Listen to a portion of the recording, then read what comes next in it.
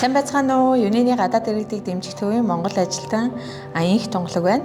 Манай төв өнөөдөр 9 сарын 21-ний өдөр Жисогийн баярыг тохиолдуулан маш олон үйл ажиллагаа яг болж байна. Ийм өдөр яг хүрээд ирсэнд маш их баярлж байна. Тийм. Энэ миний ажил зогсож байгаа залуу болохоор одоо манай төвөөс одоо гарсан монголчуудын одоо өөрөөсөө бие биедээ туслах тийм цуглааны одоо лидер ийм залуу байгаа.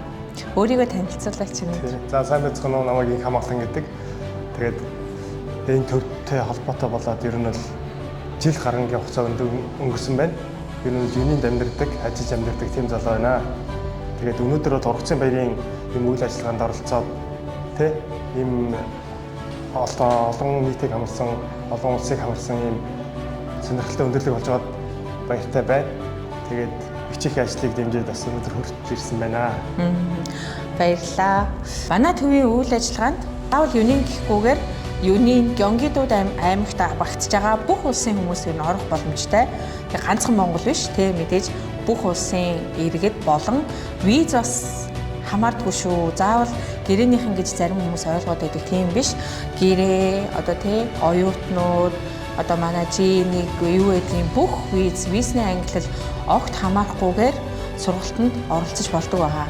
Зарим нэг хичээл зарим нэг аялал үйл ажиллагаанд заавал үнэмлэх шаардсан тийм тэгтээ тэр бол маш ховор тохиолдолтой. Ер нь бол баг бүх үйл ажиллагаа бүх сургалтанд виз хамаарахгүй, орон нутаг хамаарахгүйгээр оролцох боломжтой. Ер нь тэгтээ Геонгидуу аймагт. За сайн байцгаана уу. Global MBC-ийн үзэгчтэй энэ өдрийн мэндийг хүргэе.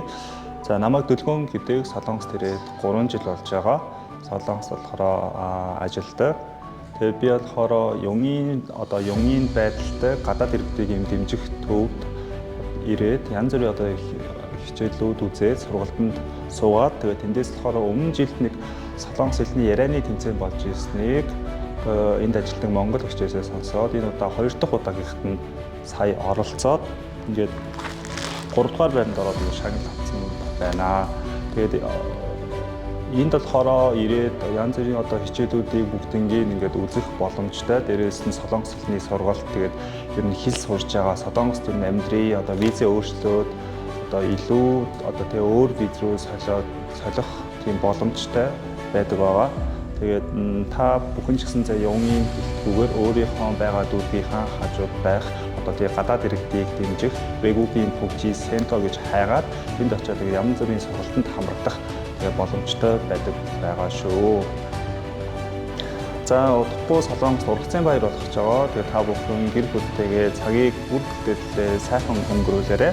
Тэгээд дараа дахин бүгдээрээ уулзцаая баяртай. За би Солонгос улсад ажиллаж амьдардаг. Тэгээд Солонгос орны тухай ярианы тэмцээн болсон. Тэгээд би ярианы тэмцээнд пэйж хуудаснаас олж авч мэдээд тэгээд ямар ч гэсэн өөрөө солонгос хэл сайн мэдэхгүй байсан ч гэсэн ярьж үзье гэж бодоод жоохон солонгос хэлээ сайжруулъя гэж бодоод тэгээ ярианы тэмцээнд орсон. Тэгээ юуны гадаад иргэдийг дэмжих төвөөс зохион байгуулсан солонгос хэлний ярианы тэмцээн байгаа. Тэгээ тэнд болохоор монгол ажилтан бас байд юм лээ. Монгол ажилчнараа бас шалгуулад болж ийн үгүй гэж шалгуулаа ярианы тэмцээнд ороод тэгээ өнөөдөр шагналт байранд орчоод маш их баяртай байна. За тэгээд та бүхэн ч гэсэн ер нь бол би солонгос хэлийг ерөөсөө сургууль соёлд нь сурч сураагүй солонгосоор бас сайн ярьж чадахгүй ч гэсэн иймэрхүү ер нь бол боломж байдаг. Солонгос хэлний ярианы тэмцээнд ороод хэлээ сайжруулад хүмүүсийн өмнө бас гараад нээлттэй байж чадхаар ер нь бол өөрийгөө өөрчлөх боломж байдаг. Та бүхэн ч гэсэн хэрвээ солонгос хэлээр сайн ярихыг хүсвэл зүгээр заавалжгүй шагналт байранд орох биш. Өөрийгөө л ялан дийлэх нь хамгийн чухал байдаг. Би болохоор ажлын хажуугаар спортоор хичээлдэг.